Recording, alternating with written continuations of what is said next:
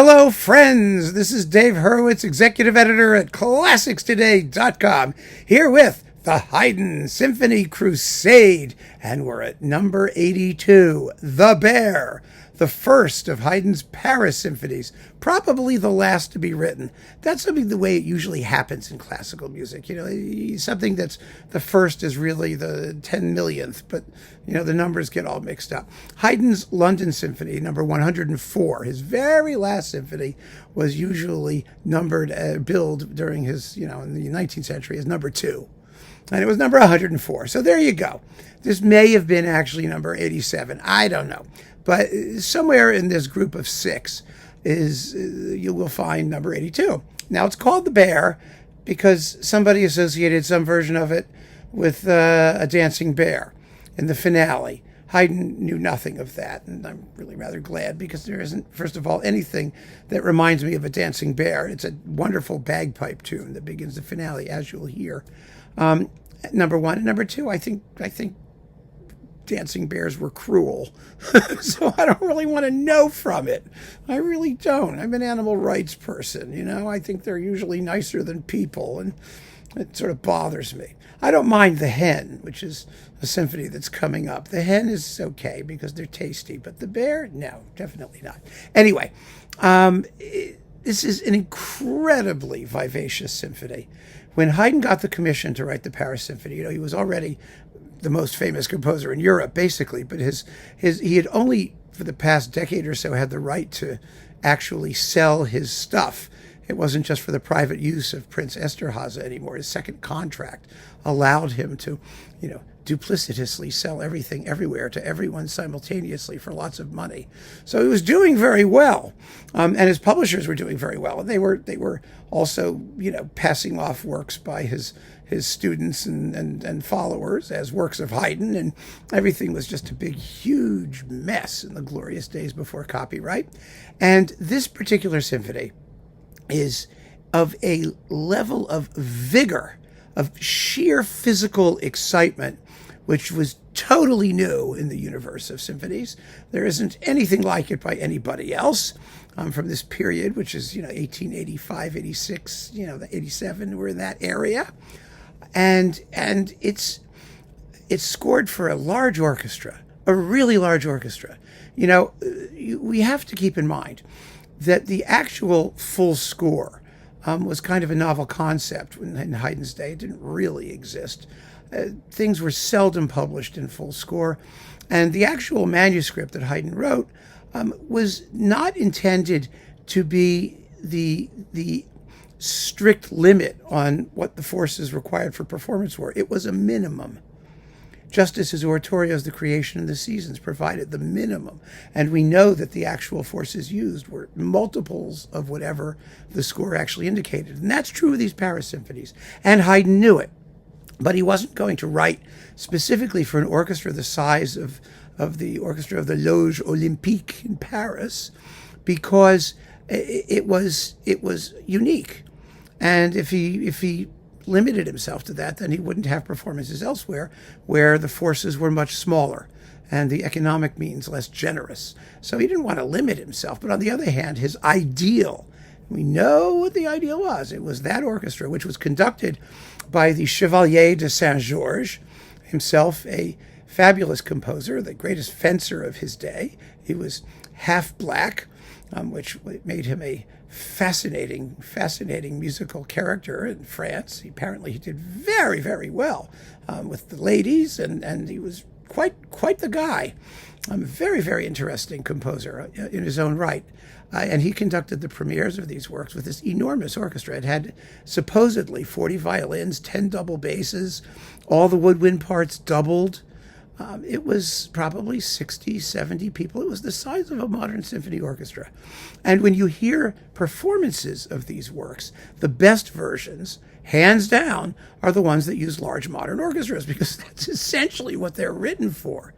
The more people you have, the better they sound, really. And so all of these pint-sized period instrument bands that use just the minimum that Haydn has in the score, they're often quite unsatisfactory, although they can be recorded in such a way as to make a larger sound. And of course, you could use period instruments in correct numbers.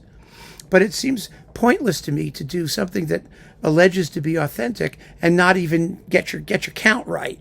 And the reason, of course, that these period instrument groups are so small is for the same reason they were in Haydn's day: money. They just didn't have enough people. They couldn't afford to have more people. But these symphonies deserve the deluxe treatment. And this symphony is a case in point. For example, it's scored for, flute, then 2 oboes, 2 bassoons, 2 trumpets, 2 horns, optionally, either or both. You should always use both trumpets and horns. It's a thrilling sound. Why would you not want the thrilling sound? Timpani and, the usual strings. And some people say continuo, but by this point, continuo was just a joke. There was no reason to have any sort of keyboard accompaniment, especially if the forces were very large, because you wouldn't hear it. It's absolutely pointless. And if you could rehearse people adequately, you don't need somebody at a keyboard filling in the parts when things start to fall apart.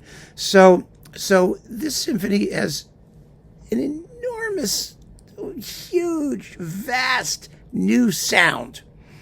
And it's the kind of sound that Beethoven and all those folks were going to, take as their starting point and enlarge even further. So it's extraordinary. It's new. It's Haydn writing for a big, appreciative public. And these are big public symphonies. They're the ones that really created the idea of the symphony as the high point of a public concert. Because public concerts in Haydn's days had all kinds of things.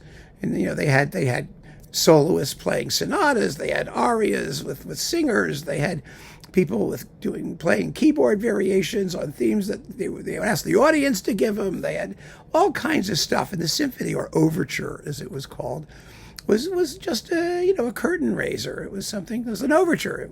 Sometimes the first half would be played at the beginning of the concert, and the rest of it, the other 2 movements, at the end of the concert. I mean, there was no, sense of musical integrity as we understand it now until Haydn. Until Haydn began getting commissions to write symphonies, because by then people knew that he was doing something special with this marvelous orchestral medium that had never been exploited to the same degree. So what makes this particular symphony and all 6 of these symphonies special? Well, aside from their larger size, their larger vision, which is obvious in everything that Haydn does, it's more expansive in these works. They're bigger, they're longer, they have a richness of thematic material. And you're going to hear that right away. This symphony begins, like so many of them do. Let me get my little thingy out here so I can show you, with a motto. And the motto consists of a bunch of elements that every single theme in the symphony uses, without exception. It's really, really marvelous. But not all of them use all of the elements of the motto. Haydn's method is very different from what happens in later Romantic symphonies, where you have a motto theme, the theme, like in Tchaikovsky's Fifth. Da da da da da da dum ba, ya da da da da da dum ba, ya da da da dum ba dum, and that's going to come back, this big long tune, in every movement, one way or another. Haydn doesn't do it that way. Haydn gives you an idea consisting of bits. And depending on how many bits, he will use those bits in the thematic material of the rest of the symphony to one degree or another. He doesn't have to use all of it all the time, and he doesn't have to forswear new material that doesn't sound anything like his little bits. He doesn't have to, and he doesn't. But in this symphony, is an unusual degree of thematic unification, because he has a lot of elements to work with. So let me just play you this 10-second opening motto. It's really, really short. And we'll talk about all of the elements that he's going to exploit as the symphony goes on. Here it is.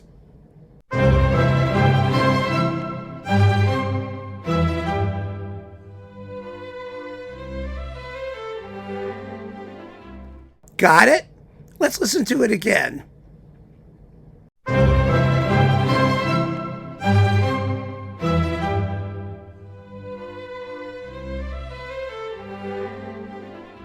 So what are the elements? Well, the first is the idea of a rising figure. Do, do, do, do, do. That's pretty clear, right? There's a rising figure, and then it descends in two-note sniglets. Yadum, ba-dum.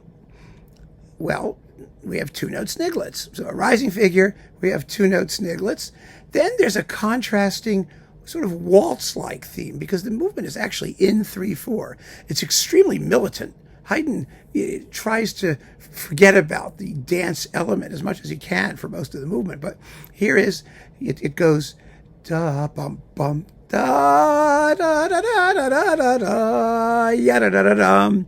Okay, so you've got like a little waltz thing, and then you've got the little turn or curlicue or tchotchke at the end. Ya da da da dum. That thing. Those are all individual elements that Haydn is going to use. And he does use them. And, the reason I'm pointing these out isn't because, I want to just take it apart microscopically. It's because he really does expect us to understand that these are elements he's going to use later.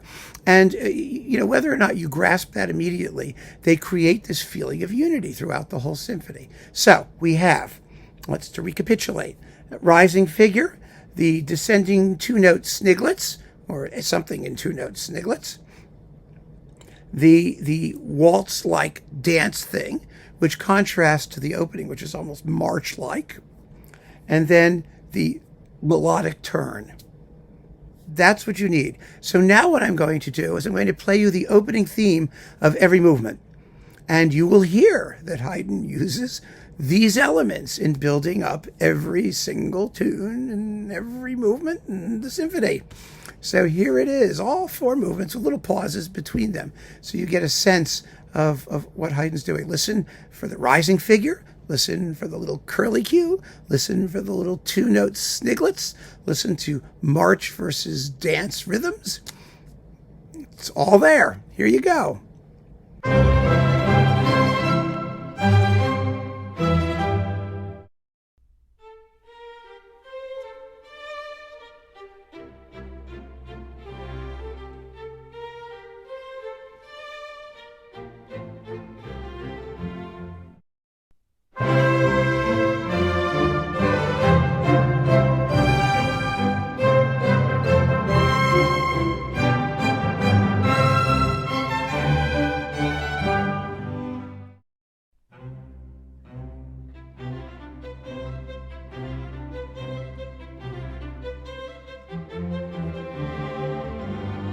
So, with that done, you now have the key to unlock, the entire symphony. Now, these ideas that I'm talking about, these are the construction bits, the plumbing.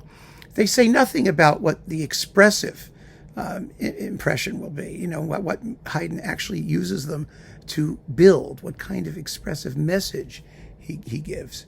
But you're going to pick that up quite soon anyway. I want to play you now a little bit of the motion music from the first movement, the transition between the first subject, the first idea, which is the motto, which we heard, to the second subject, which is, we'll get to when we get to it in a minute. But it's really astonishing just how developmental this music is. It uses the ideas from the motto, and Haydn's already working with them. It's a mistake to think that in Haydn's version of classical sonata form, that there's like an exposition that's totally separate from a development section, that's totally second from a recapitulation. It doesn't work that way. And you're missing a lot if you think it does work that way, because Haydn's music is always developmental. He's starting to work with his material right from the beginning. The difference between, say, a development section from an exposition is that the development will be more unstable, more dramatic, more dynamic than the other sections normally, but not always. Anyway, I want you to hear this motion music. Listen to how exciting it is and how it really is motion music. I mean, we're really going somewhere. As Haydn's working with these ideas, especially that rising figure in the bass line and in the treble everywhere, and the curlicue thing, da-da-da-da-dum, you hear that a lot. And then it just hits a brick wall. and stops dead, and then there's what I don't play is a little bit more transitional music till we get to the second subject. Listen to the motion music. It's just thrilling.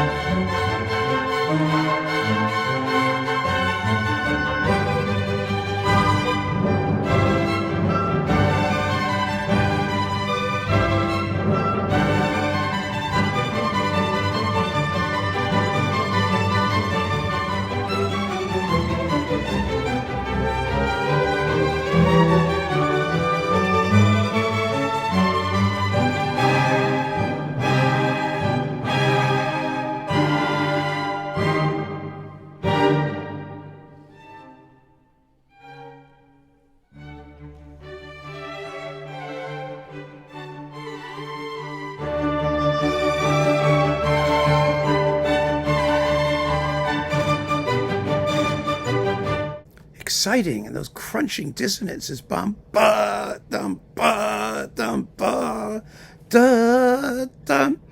Do you know where that's going? Do you know where we're going to hear that? We are going to hear that in Beethoven's Eroica, in the first movement, in the same spot, actually. Dun dun dun dun dun dun dun dun dun bum bum. Those nasty dissonant chords, followed by the sort of lyrical moment of repose, and then the end of the exposition. I mean, it's not exactly the same spot, but it's close to the same spot. The bottom line is we know that Haydn was teaching Beethoven, and Beethoven was learning quite well from Haydn. Here is then the second subject, which is totally the opposite of the first, which is militant and full of the full orchestra. It has a single bassoon on the bass line, just go, and it uses the melodic turn, that curly cue. So that's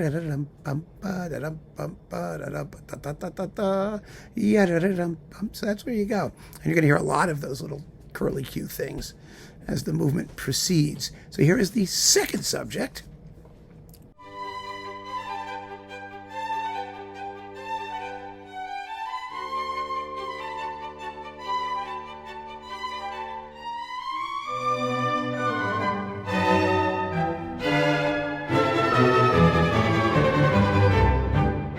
Totally contrasted, totally different in timbre, in every possible way, in texture, but you can hear that it's built from the same elements that we heard at the beginning of the motto. And when that happens, often these movements are called monothematic. This one isn't. This one, most people think that this second subject is totally independent. It's not, as you just heard, but a lot of people think that because they haven't quite figured out the constructive principle behind the whole movement. But there it is. So now you need to hear the whole exposition. And that's all we're going to do with this movement. The development, which is thrilling, and the recapitulation, which is thrilling. The whole thing's amazing. I'm going to leave it to you to listen to on your own. But you get to hear it. Listen to just listen to how exciting this is. How physically pedal to the metal, exciting, and virile. Oh my gosh, it's amazing. So here it is. We've been listening to the Austro-Hungarian Haydn Orchestra under Adam Fischer on Nimbus, and here is the entire exposition.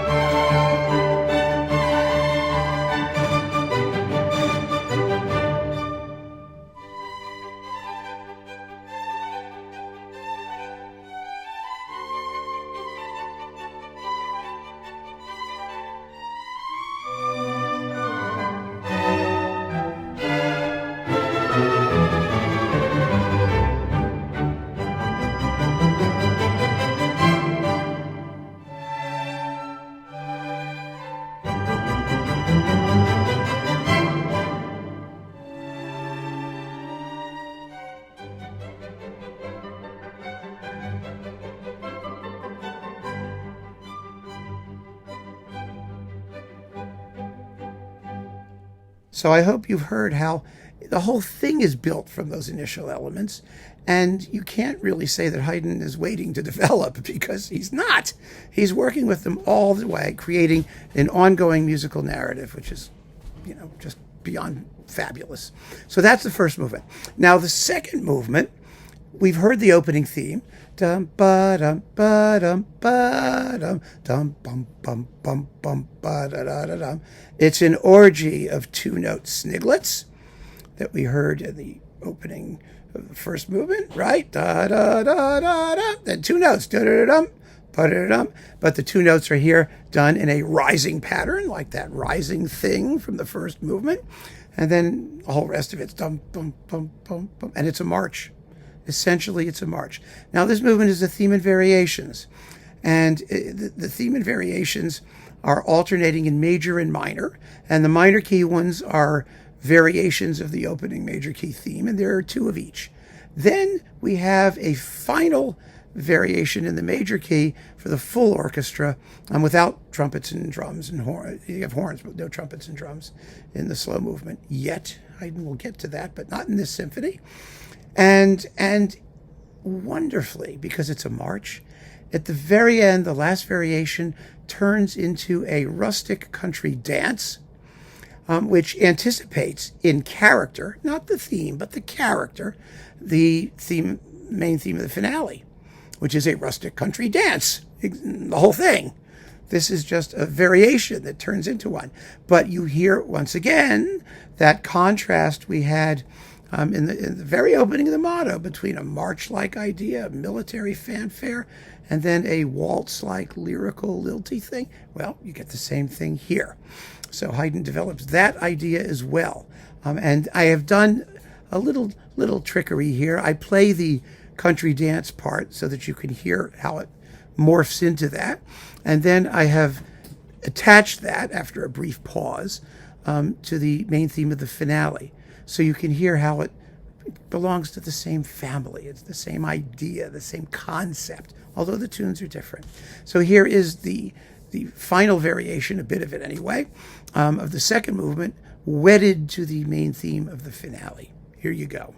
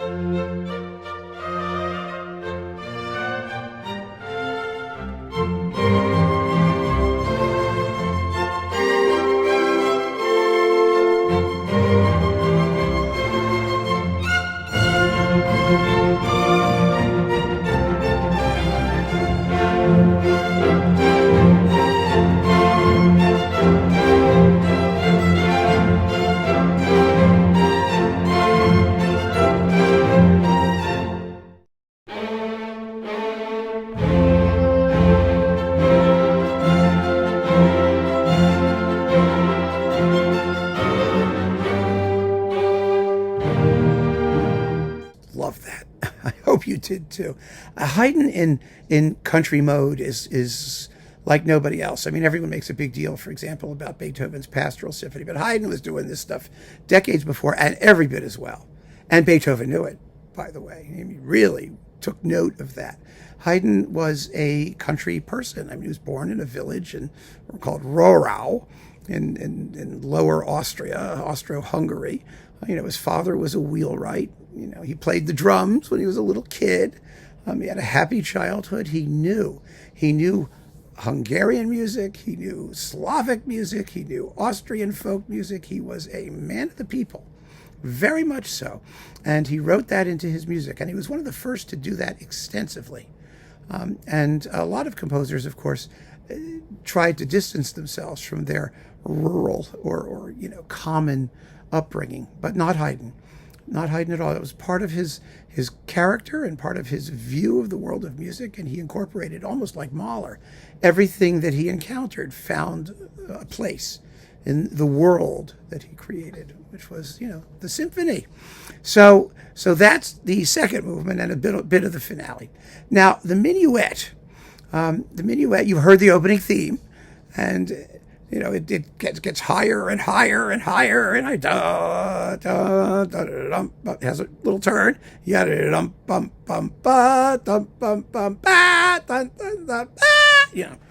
it does that rising thing to an extreme, with a little melodic turn, and there are going to be more little curly cues and turns as it goes on. And you can listen to that yourself.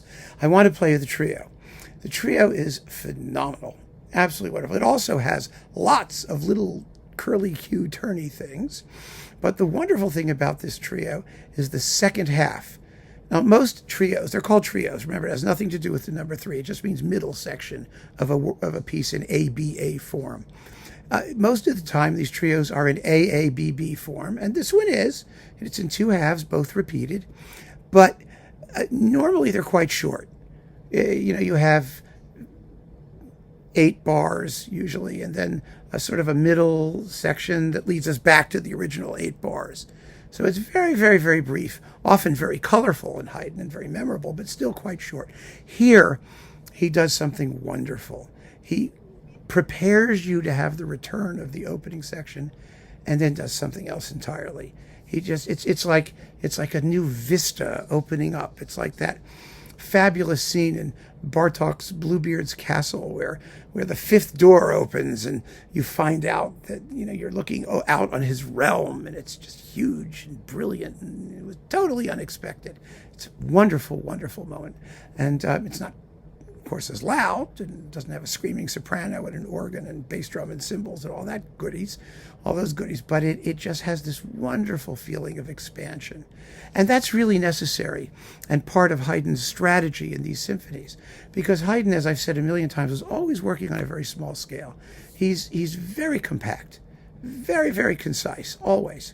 And so when he decides to expand, it really matters. It really changes the dynamic of everything that he's doing, and gives these pieces a feeling of bigness, which is what he wanted writing for this large orchestra in a foreign capital, with, you know, all of the most important people showing up for the concerts, including Marie Antoinette. She had a symphony named after her as a result.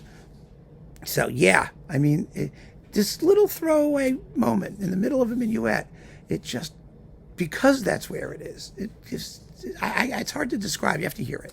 Let me play it for you without the repeats, just the whole thing straight through. It's so beautiful.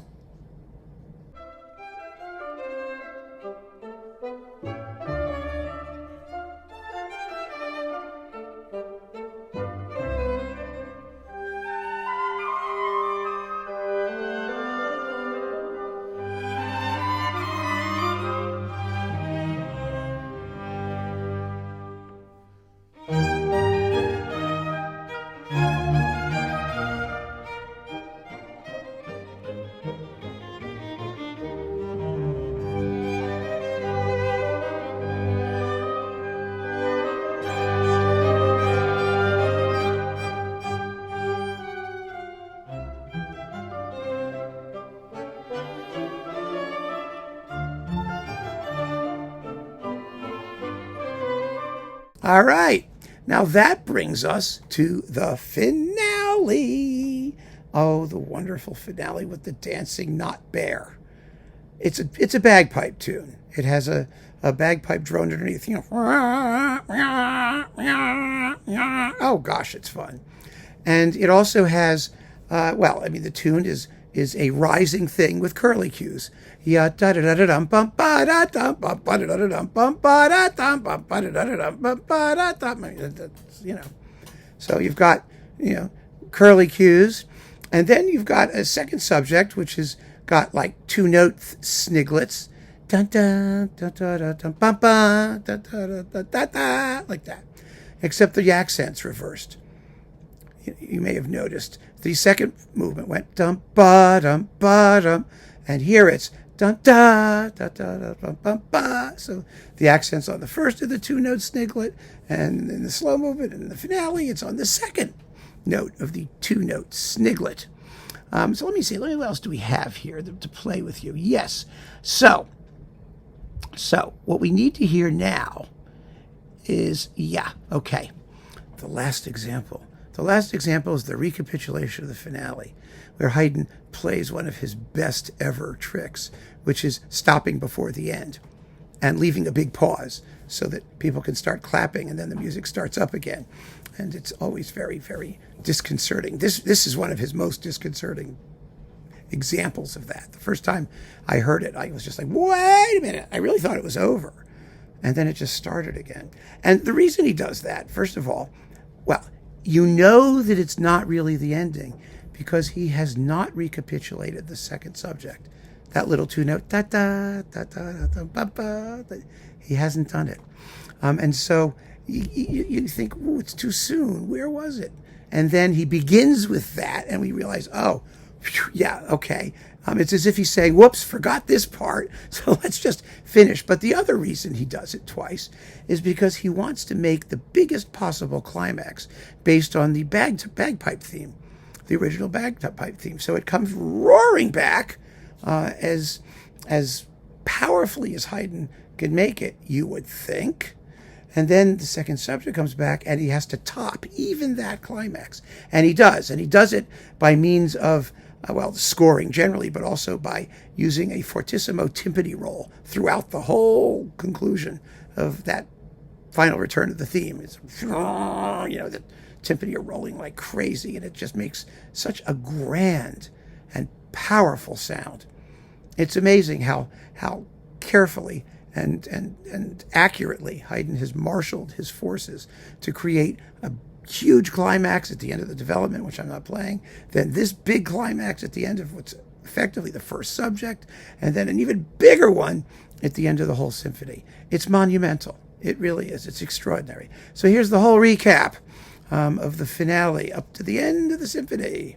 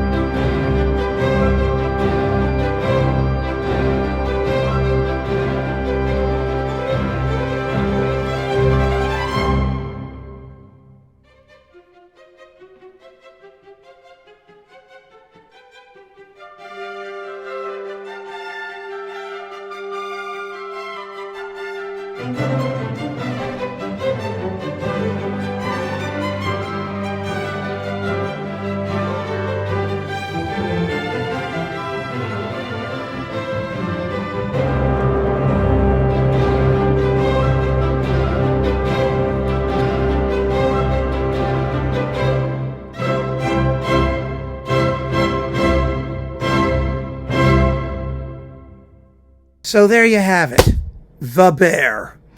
What an amazing piece. And it's just, you think, having done 81 of these, that Haydn is getting toward the end of his, magic bag of goodies, but he's not. He's not even close. Not even close. Each one of these pieces has its own special way of handling its material, its own expressive point. It's just incredible. And I could be talking about this for like days because there's so much that you hear. The better you know the music, the more you'll begin to understand what Haydn's doing, and the more expressive depth you'll get out of it, and the more amazing you'll be able to hear how all of the parts interrelate. I mean, it's just, oh gosh. Thank God for this kind of genius. It just makes life worth living. So anyway, keep on listening. Number 83 is next. It's The Hen. Oh, yeah. I think it's the Hen. Yeah, 83 in G minor, right? The Hen. I never pay attention to these names. I really don't. Yes, The Hen, 83 in G minor, is coming up next. And it is tragicomic in the best possible sense of the term. So keep on listening, friends. Thanks for joining me. I think I said that already. Take care.